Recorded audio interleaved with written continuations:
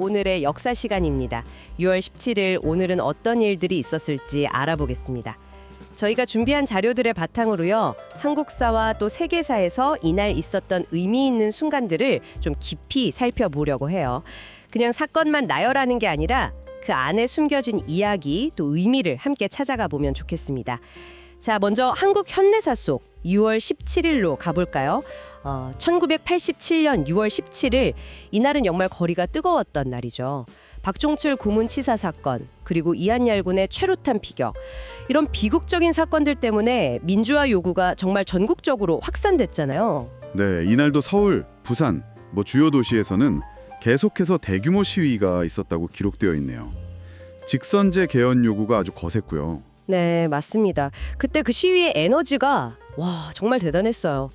그 자료들을 다시 보면 참 흥미로운 게 이전 시위들하고는 좀 다르게 느껴지는 부분이 있거든요. 정말 다양한 사회 구성원들이 민주화 딱 이 하나의 목표 아래 뭉쳤다는 점이에요. 학생은 물론이고 직장인, 종교인까지. 진짜 각계각층의 열망이 한데 모여서 분출된 느낌이었죠.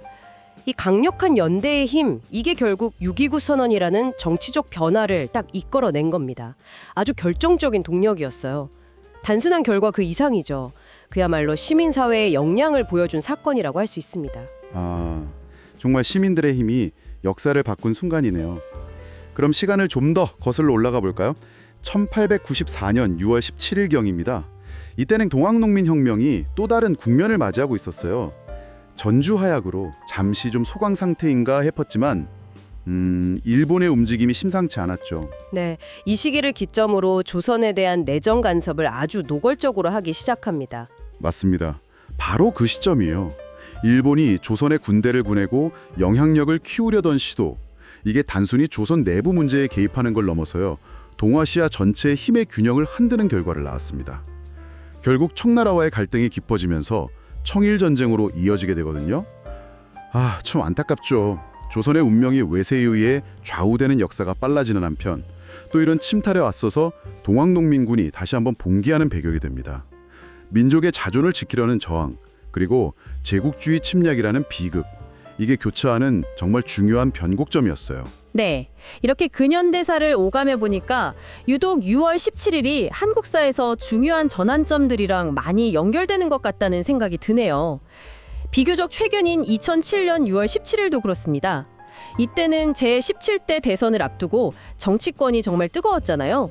특히 당시 한나라당의 이명박, 박근혜 두 후보 간의 경선 경쟁이 아주 치열했던 시기였습니다. 네, 그 시기의 정치적인 역학관계, 이게 단순히 당내 경쟁을 넘어서서 그 이후 한국 정치 지형에 상당히 큰 영향을 미쳤습니다. 네, 이 경쟁 구도와 결과가 결국에는 보수 정권의 등장, 그리고 이명박 정부 시대로 이어지는 아주 중요한 발판이 됐죠. 뭐랄까, 한 시대의 시작을 알리는 예고편 같았다고 할까요? 그렇군요. 자, 한국사의 굵직한 사건들을 봤는데 이제 같은 날 세계에서는 어떤 일들이 있었는지 한번 살펴보죠. 시대도 분위기도 확 달라집니다. 1880년 6월 17일입니다. 거대한 선물이 대서양을 건너서 뉴욕항에 도착했어요. 바로 그 유명한 자유의 여신상이죠. 와, 정말 그림 같은 순간이었을 것 같아요. 네, 그 장면 자체가 하나의 역사죠. 이게 단순한 조형물이 아니잖아요. 프랑스와 미국의 우호 관계는 물론이고 자유, 기회, 이런 미국의 이상을 상징하는 강력한 아이콘이 됐습니다. 그 이후로 수많은 이민자들이 새로운 삶을 꿈꾸면서 미국 땅에서 처음 마주하는 상징물이 되었으니까요. 그 의미는 시간이 흐르면서 점점 더 깊어졌다고 할 수 있겠습니다. 희망의 상징이 도착한 날이군요. 그런데 참 아이러니하게도 같은 날 약 90년 정도 뒤인 1972년 6월 17일에는 전혀 다른 성격의 사건이 발생합니다. 미국 정치사의 큰 오점이죠. 워터게이트 스캔들이 시작된 날입니다. 민주당 전국위원회 본부에 도청 장치를 설치하려던 사람들이 체포된 바로 그날이에요. 네, 처음에는 이게 그냥 단순 절도 사건처럼 보였어요. 그런데 그 파장이 엄청났죠. 결국 닉슨 대통령 사임까지 이어졌잖아요. 이 사건은 권력 남용이 얼마나 위험한지, 그리고 그걸 견제하는 언론과 시스템이 얼마나 중요한지를 전 세계에 보여주었습니다. 이제 워터게이트라는 단어 자체가 권력형 비리나 은폐 의혹을 뜻하는 대명사처럼 쓰이게 됐죠.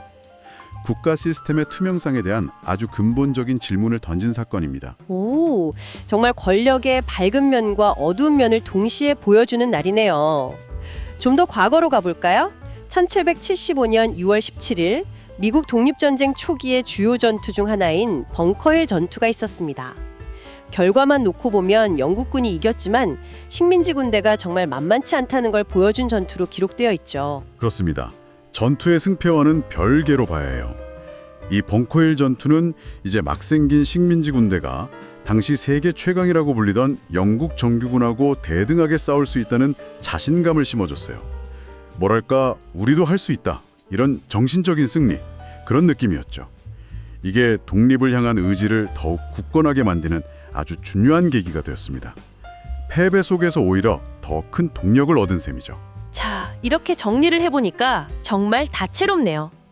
6월 17일 하루에만 해도 한국에서는 민주주의를 향한 뜨거운 함성 1987, 외세에 맞선 처절한 저항 1894, 새로운 정치 시대의 서막 2007이 있었고요.